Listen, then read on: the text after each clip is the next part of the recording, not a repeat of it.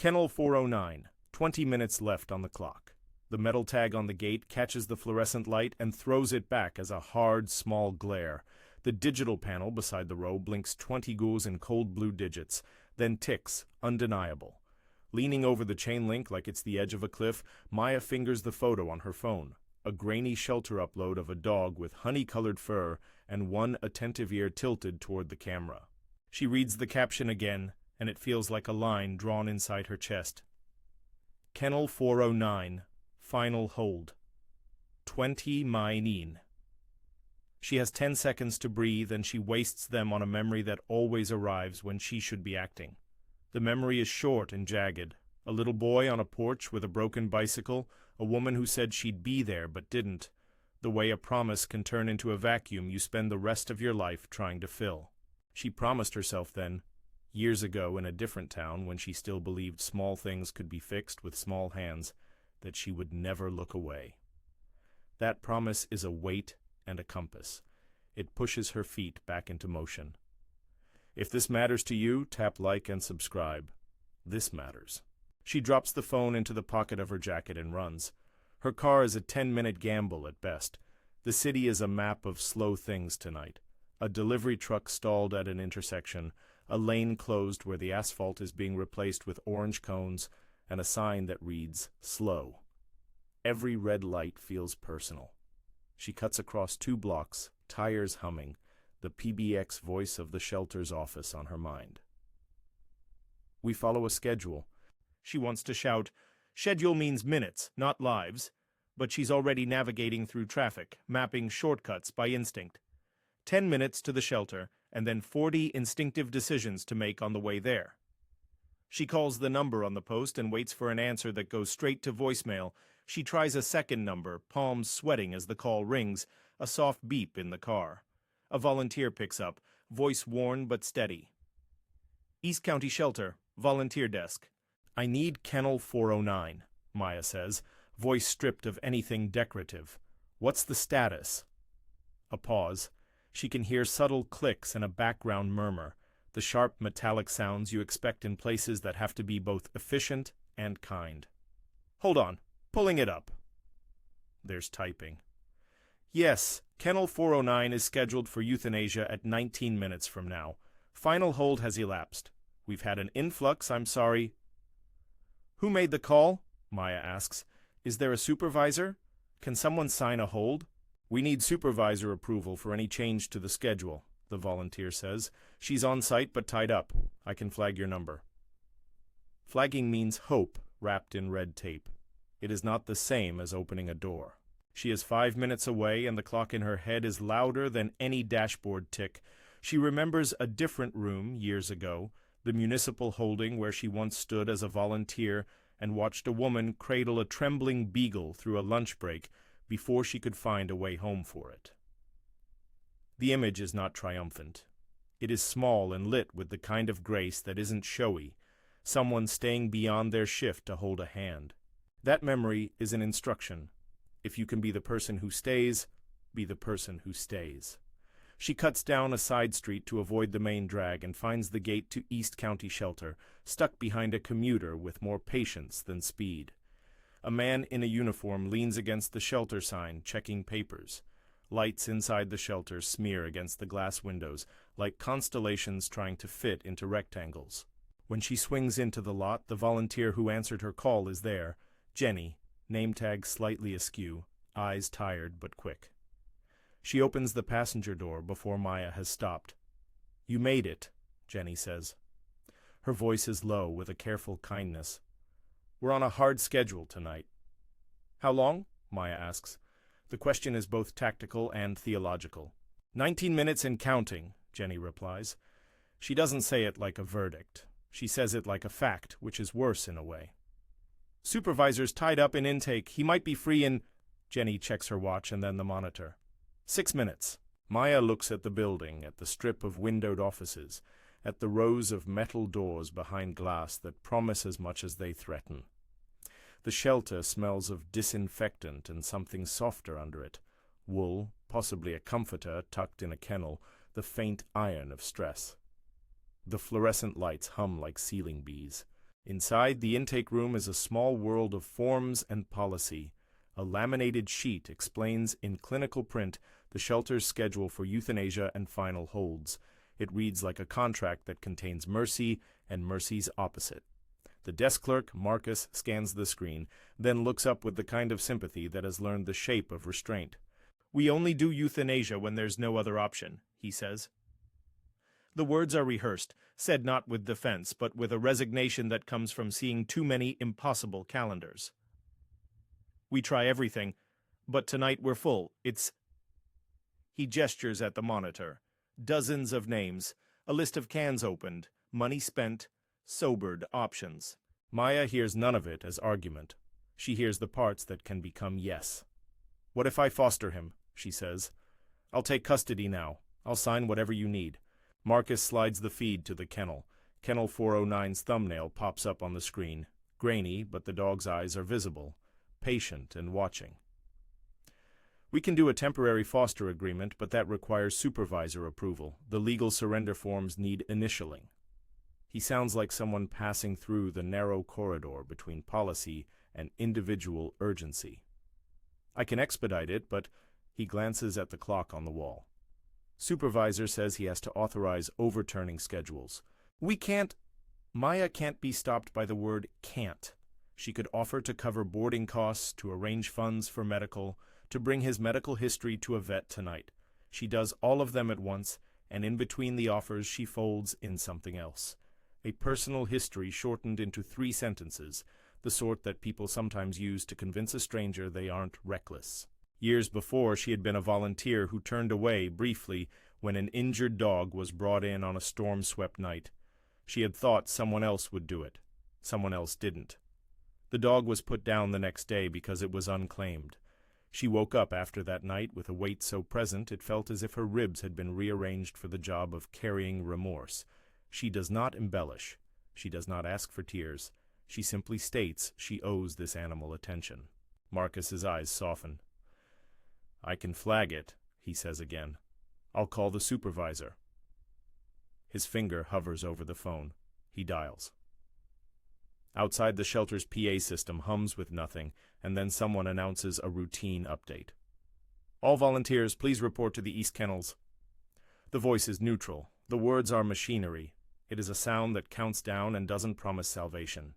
She paces in a tight circle by the intake desk. Her phone shows a call in progress with a rescue partner. Haven Road Rescue, a small network across town.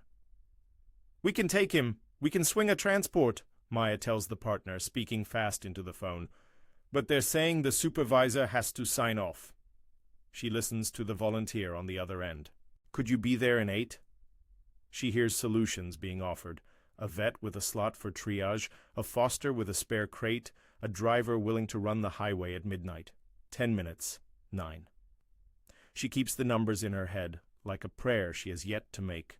Across the intake, a woman in scrubs, technician perhaps, moves with the kind of economy that comes from years of repetition.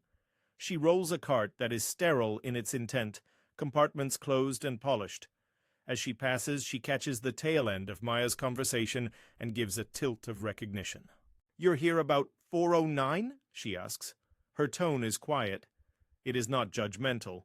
It is curiosity and the kind of professional empathy that recognizes the soft desperation of someone trying to save a life against policy. "Yes." She studies Maya for a moment, and then asks the question that bites through everything else. "Do you have ID? Can you sign for him right now?" Maya thumbs through her wallet, hands that do not seem to feel time. She hands over a driver's license, a piece of paper scrawled with an address, a phone number for someone who can vouch. The technician reads them, nods, and then there is the smallest possible shift. "We can do temporary release pending supervisor approval, but the supervisor has to be informed, and he needs to sign the final paperwork. We can't take responsibility for an unofficial transfer. We're not trying to make this hard. We're trying to keep records correct." Maya offers money, an account, an immediate transfer, from a fund she keeps for emergencies. She doesn't say that she has been saving for this kind of contingency. She keeps the detail to herself. Money is a lever, and it's legal. Marcus keys in a transaction code to take a deposit for boarding and medical, a number that buys minutes in bureaucracy. 10 minutes, someone says from the kennel hallway like a metronome. The supervisor's name keeps floating like a boat on a fogged river. He is on site. He is tied up with another intake. He is on his way from a house call. He is stuck in traffic. He is a person, not an obstacle. The explanations pile up, and they do not comfort. They merely explain how the shelter stays afloat in the chaos of hard choices. Prioritize, triage, move through the list. A PA announcement cracks through again, softer this time. Supervisor inbound, we ask for patience. It's a polite way to buy a few minutes. Maya doesn't have patience. She has offers and she has momentum. She has a driver on the phone saying they'll meet her at the gate, a vet promising to see any intake on an emergency basis, a network that will absorb the cost if she can get the dog into a vehicle. She signs her name repeatedly on a pre-release form and a temporary foster agreement. Marcus stamps something, slides it toward her, and files it under modern code.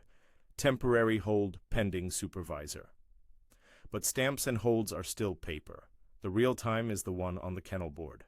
16 minutes, 15. She moves to the kennel corridor with a volunteer who offers to escort her. The corridor smells like bleach, and the quiet is shaped by small noises, the scrape of a bowl against metal, a low whimper from somewhere down the line, the soft padding of paws. Overhead lights buzz in a way that makes her eyes water a little. The kennels are stacked, a geometric city of lives in metal frames. 401, 402, 403, each tag a person with a story intersecting with the shelter's calendar. 409's usually calm, the volunteer says. He's been here a while. Not aggressive. He just watches more than anything. When they stop in front of Kennel 409, Maya takes a breath and looks at the number again. Up close, the metal tag has scuffs as if it were touched by many hands. The dog inside lifts his head at their presence. He is medium-sized, a quiet mix with fur like damp sand and eyes that catch her like an invitation. He has a small white fleck on his chest, a scar through one ear, and the way he sits is patient, not bowed, not defeated, simply still as if he is practicing the art of being observed. He looks at Maya with an intelligence that is not theatrical. There is a recognition not of her but of the idea of being seen.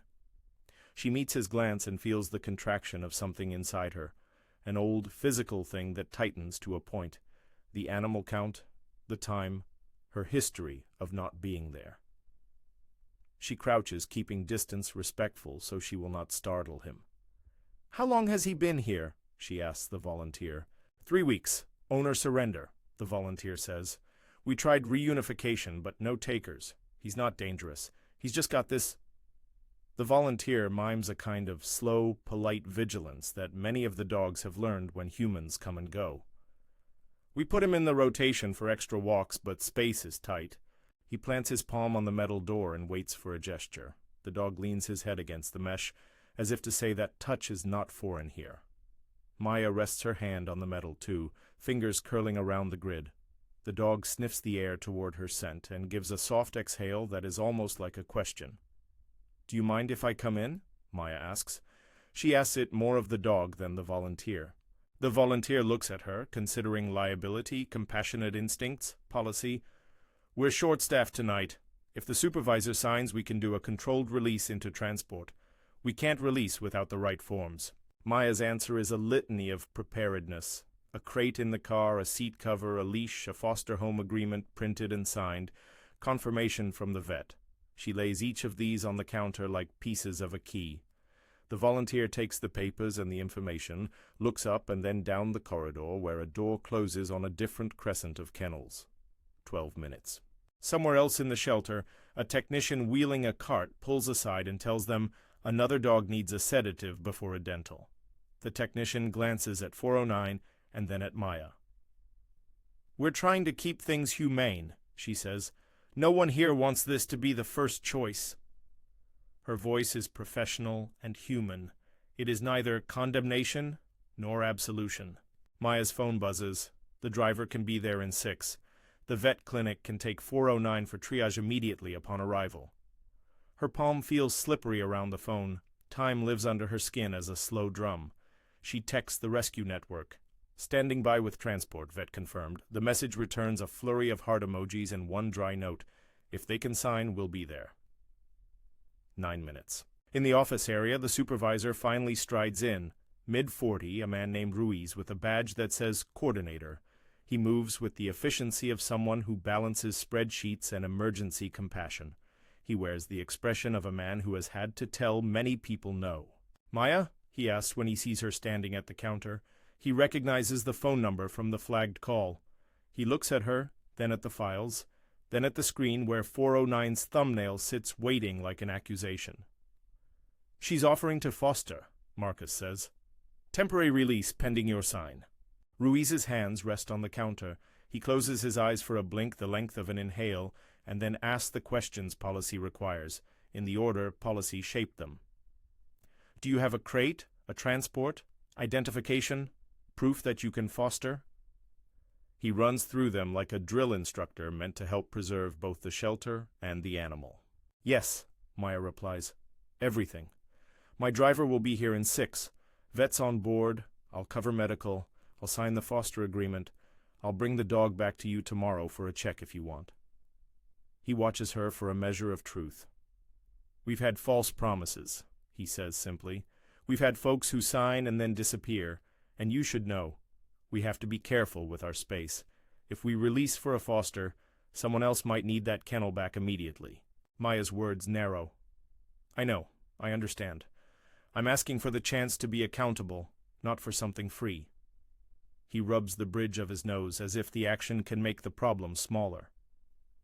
There is a long history compressed into that tiny gesture. The budget numbers, the calls they return, the guilt of being human in an institutional setting. If you sign, we have to comply with protocol, he says. We have to document, record microchip checks, update the intake system. And whatever paperwork we file has to be verifiable. We can release him under a temporary foster agreement, but I'll need a deposit for boarding and a signed release. If you fail to comply with the terms, we may have to return custody. Maya nods. I'll sign.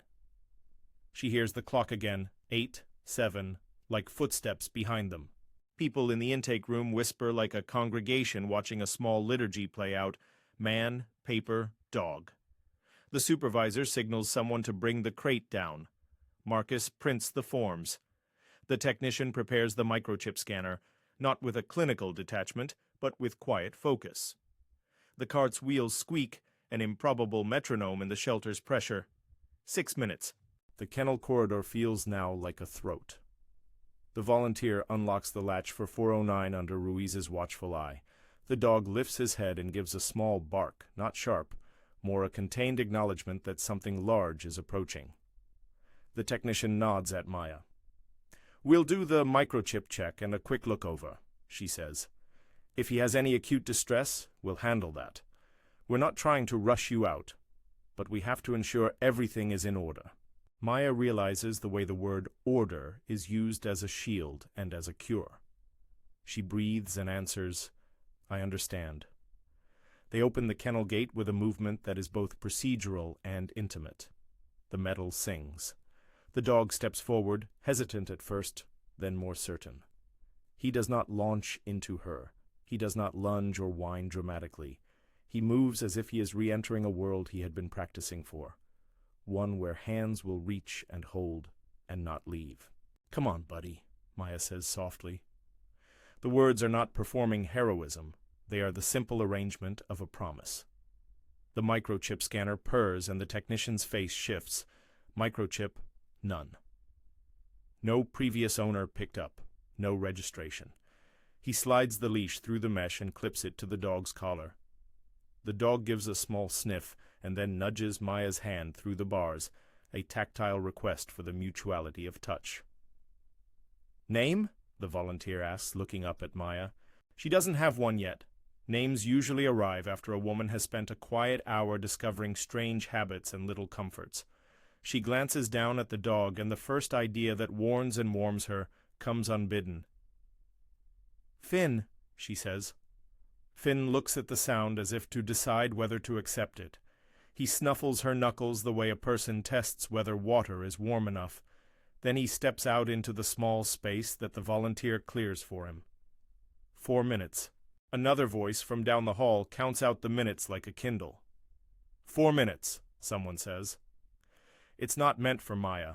It's the shelter's rhythm reaching her. She hears it, though, each number a nail. There is paperwork, there is a deposit, there is an exchange of receipts. There is a signature in the right margin where the office requires promises written in ink. She signs. Marcus stamps. Ruiz watches as if someone were pressing a thumb into the skin of the night and measuring the pressure. "Please drive carefully," he says, finally handing over the forms. His voice is not suspicious anymore. It is simply a man letting go of a responsibility into someone else's hands, because the shelter does not keep all the world's rescues to itself. Maya signs the last line, and the volunteer begins to open the outer gate that leads to the parking lot. The pathway smells of rubber and the faint sweetness of a chew toy someone left against the kennel wall. Finn walks beside her with a gait that is neither confident nor defeated.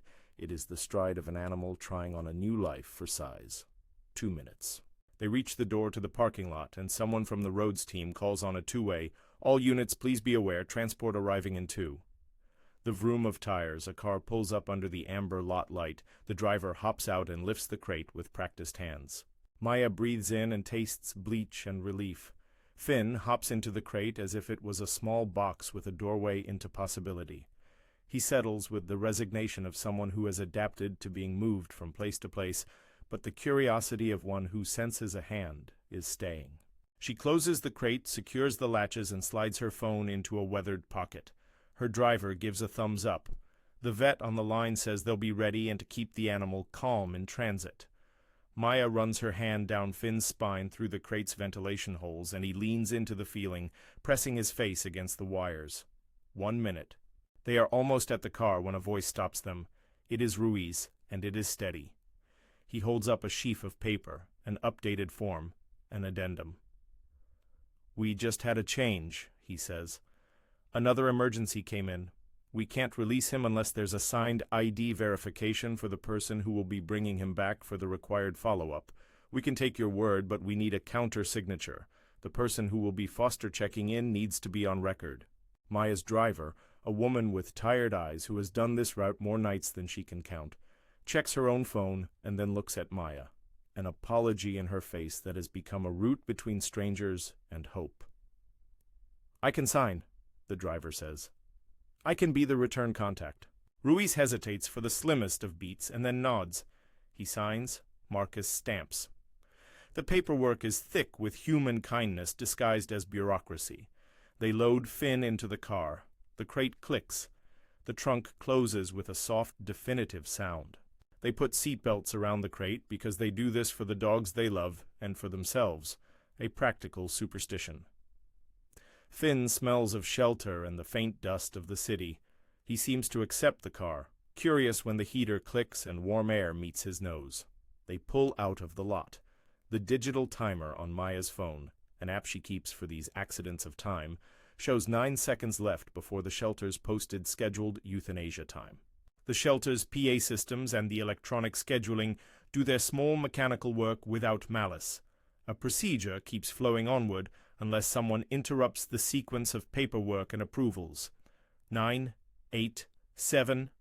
Maya counts each beat as if it were the final stanza of a poem she has been rehearsing all evening. Then her phone vibrates, an alert from the shelter. Another dog, 412, has been flagged for immediate medical review. There is a shortage of staff. The message is routine but potent in its human consequence. Maya's chest tightens because rescue is not a simple binary of saved or not saved. It is a corridor in which the light shifts and you have to keep moving. She glances over at Finn through the small crate window. His eyes are amber and slow, a calm she has not earned but may have been entrusted with. He shifts to lay his head down on the blanket she brought, and the motion loosens something inside her that feels like the first note of relief. They hit the traffic light at the corner, and the car stalls for 30 seconds, an eternity if you've ever watched minutes slip from a digital panel. A city bus yawns down the avenue and takes its time. Maya's hands fold around the steering wheel in a way she has never quite learned before, with patience threaded through urgent fingers. The vet clinic lies on the other side of a bridge, and bridges are always places where time can compress and expand. She thinks about the woman who used to stand on her porch so many years ago, watching for someone who would not come. That woman's absence is still a presence in Maya, an old ghost that wants redemption but understands how small it can be. She breathes once, twice. The car moves. The traffic thins. A text comes through from the rescue partner. "We're on the bridge. ETA 5 minutes. Vet expects you." There is a simple string of reassurance behind the words. People still answer. People still drive. They pull into the clinic's lot. Bright white, smelled of antiseptic and hope, and the vet meets them at the door. Finn steps out of the crate with a sturdiness that surprises Maya. No theatrics, no collapse, only a newness. The vet takes him into a warm room with a minimal fuss. They check him. They run the basics. Temp, eyes, a gentle palpation where the scar on his ear curves. They don't promise miracles. They promise a plan. Maya signs yet another sheet. The clinic arranges a short-term stay for observation and a schedule for vaccinations and a microchip implant if one is missing. She writes down a phone number for the clinic, the rescue network, and the shelter. Each number is a filament in a larger net. Outside the clinic, she leans against her car and exhales a breath so long it feels like it could be catalogued. Finn is safe for now. The immediate threat that hung like a black curtain 20 minutes ago has been lifted. She thinks of little things. A bowl to fill, a blanket to wash, a soft bed to buy later. These are the details that signal a new life is beginning. They are also the simple logistics of repair. And yet there remains the echo of the shelter's schedule. There remains the knowledge that for every Finn there is a list forming of other animals stacked behind them. There is the thought of the one she couldn't save years before, and the clarity that saving is not the same as erasing the past. It is an act that changes both parties in uncertain ways.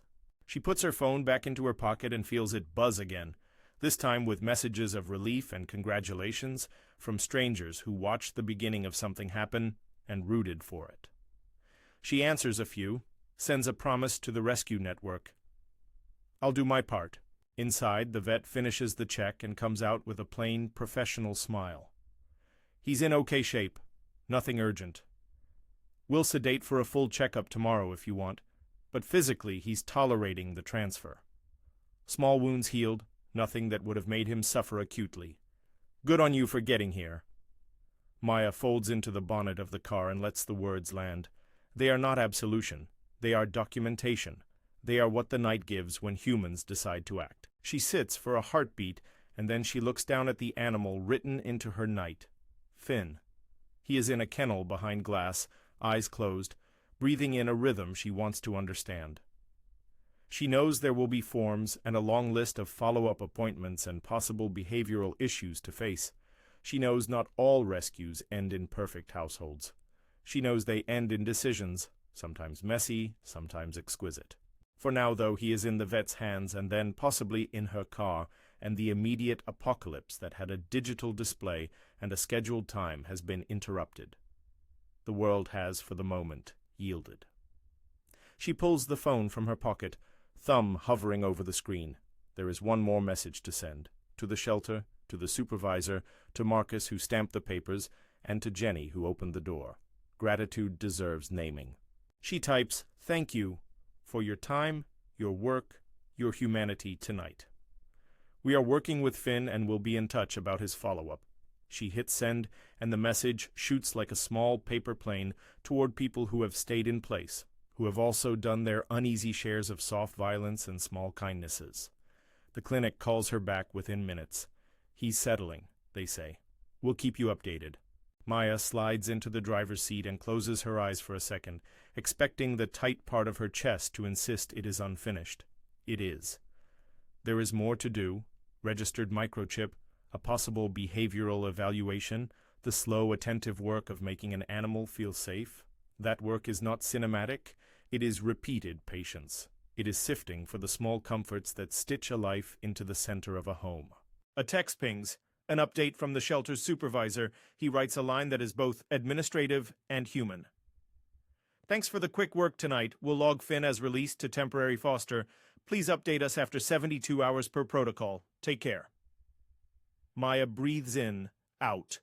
She repeats the numbers in her head one more time.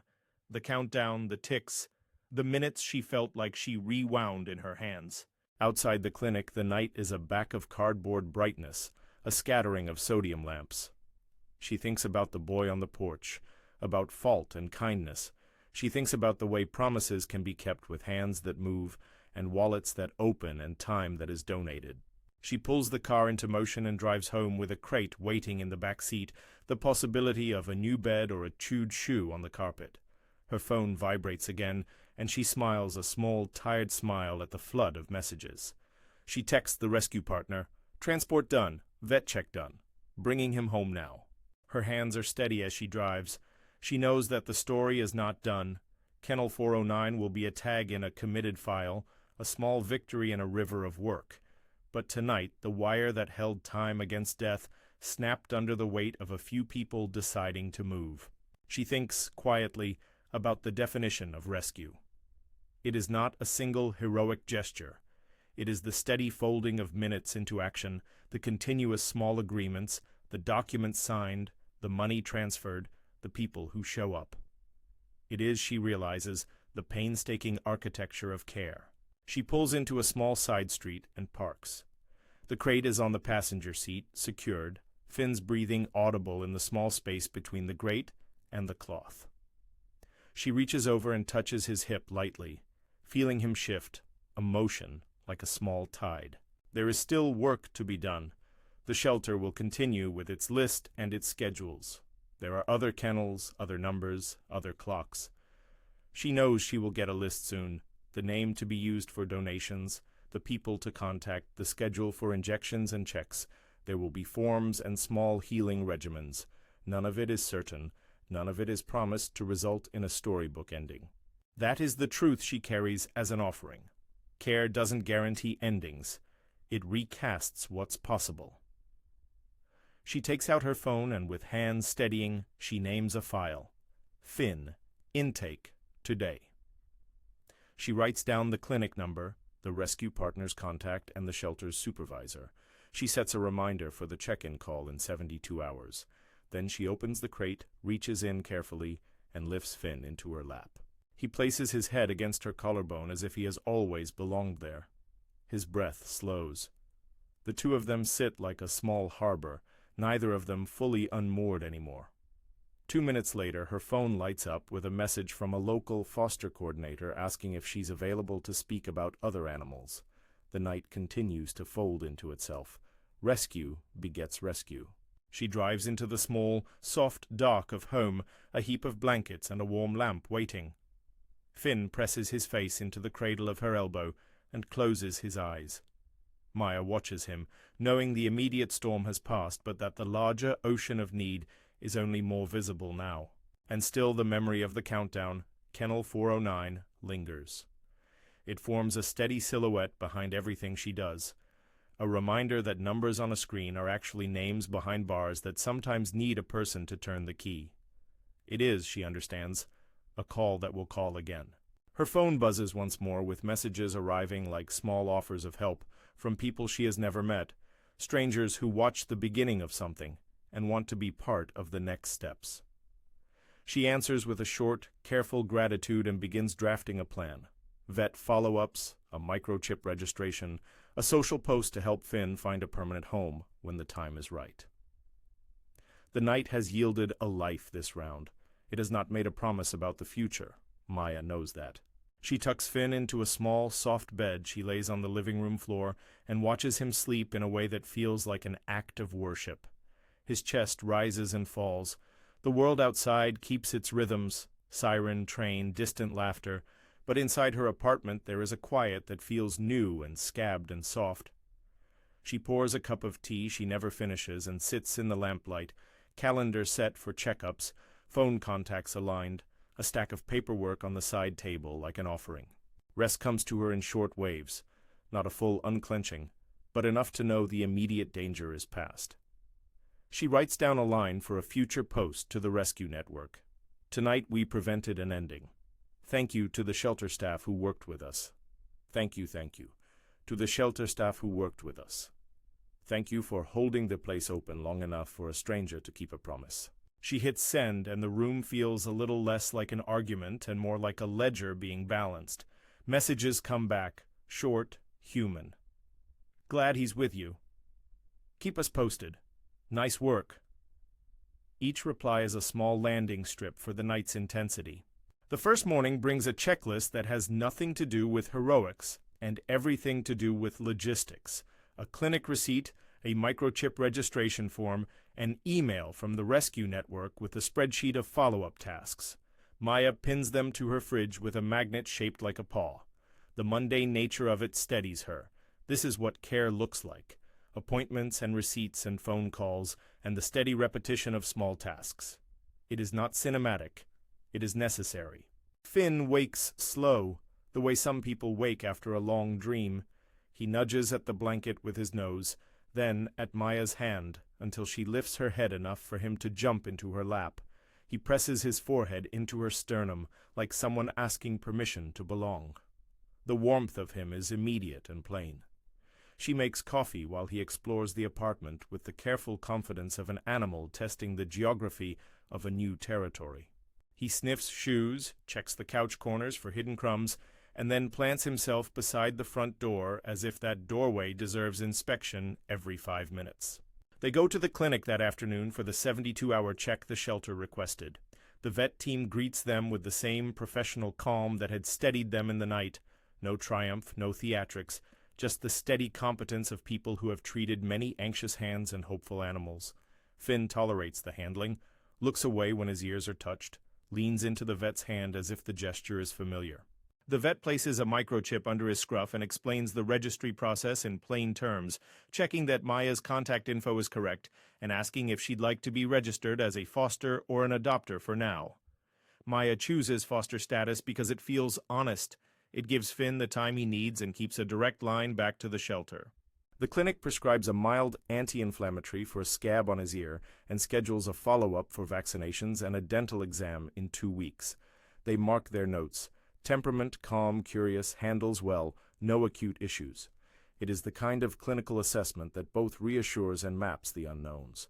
Outside the clinic, a volunteer named Lena, one of the rescue network contacts, waves and asks about his temperament. He seems like he'll do fine with proper socializing, she says. He'll need gradual introduction to other dogs and noise desensitization for fireworks or thunder. Her words are practical, an outline, not a promise. Back home, the apartment fills with small rituals. Finn discovers that water in a ceramic bowl tastes different from the plastic bowls at the shelter and prefers the soft fuzz of the bathroom mat. He learns the squeak of a plush toy in 3 hours and refuses to let it go at night. He tilts his head at the sound of keys.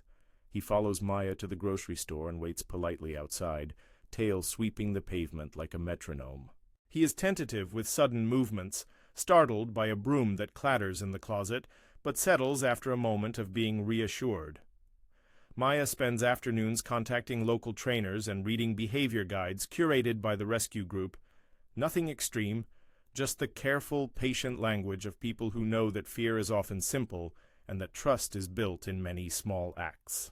She practices calm greetings, avoids overwhelming him with attention at once, and rewards the smallest signs of bravery, a step toward the door, a long blink in her presence, a nose that finally reaches for a hand rather than retreating. The community responds.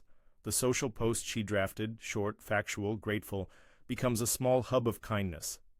A neighbor offers a second-hand crate. A woman from 2 blocks over sends homemade blankets.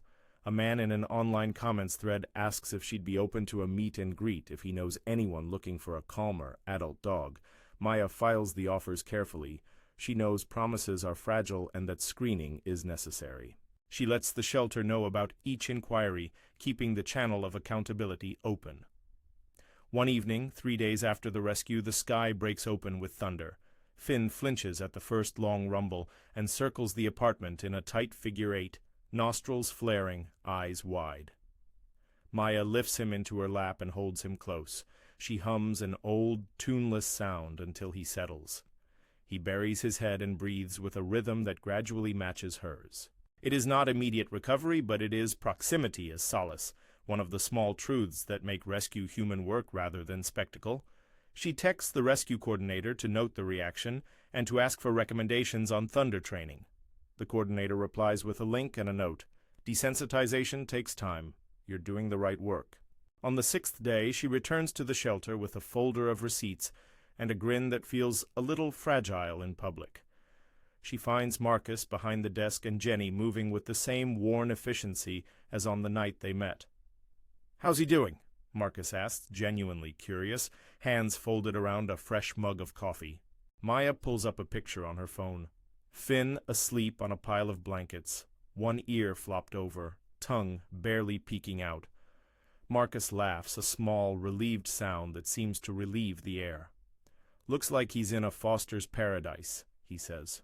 They walk the corridor together. Maya points out small things she's observing, a slight hesitance around doorways, an interest in toys, a curious reaction to other dogs' barks that she wants to work on. Jenny nods. "He's got the kind you can build trust with," she says. "Not all of them do. Thanks for taking him." As they speak, Ruiz passes by carrying a clipboard. He stops, checks the file, and then looks at Maya with an expression that makes clear his evenings are long and that tonight may have softened one. "If you do eventually want to adopt, start the application now," he says. "We'll keep recording notes in his file. Good fosters make good adopters when the match is right." The words are practical and kind, both a pathway and a boundary. Maya leaves feeling the kind of tired that is threaded with purpose. She volunteers to help with a following shift at the weekend walk because she realizes rescue is not only the frantic hours when the clock says final, it is the steady hours after, the ones that keep the system breathing. The weeks that follow are a slow rewiring of routines. Finn learns the city leash, the subway's distant rumble, the neighbor's cat who watches from the stoop with indifference. He thrives on repetition, the same walk at the same time, the same bowl for dinner, the same corner where a woman throws a tennis ball for the dogs in the park. He is at once cautious and increasingly playful. Spells of aloofness, moments where he watches the world as if it were behind glass, get shorter. He begins to accept belly rubs without tensing. He allows a toddler's brief tug on his tail without snapping. Each small victory is logged and celebrated in a messenger group with the rescue network. An inquiry arrives, someone who saw his photo online. They ask for more information about his temperament, whether he is good with cats, whether he likes children. Maya answers honestly, "He's improving with other dogs, uncertain about small, fast-moving children, good with calm adults, startled by loud noises. He does well with routine." The inquirer thanks her for the candidness and asks for a meet and greet. The shelter initiates the next step in the process, a formal home check and an application meeting as part of the adoption pipeline. Maya is careful. She wants Finn to find the right home, if that is what the future holds. For now, though, she is content to watch his recovery arc and to provide the patience he needs. The possibility of a permanent home remains open, but not demanded. On a sunlit morning a month after the rescue, Maya sits at a table in a small coffee shop and writes down a list of small, achievable goals for Finn. Complete vaccine series, enroll in a basic obedience class, a crate training trial where he chooses the crate as his refuge rather than being placed in it. She elbows a scrap of paper into the pocket of her wallet that reads, "Finn, check-in W's Hoffer Shelter, 30 days. Habit and procedure lace with affection, there is no contradiction between the two. She also finds herself volunteering more regularly at the shelter. The work is not glamorous. It is cleaning bowls, folding blankets, answering emails, walking dogs who will stay for weeks.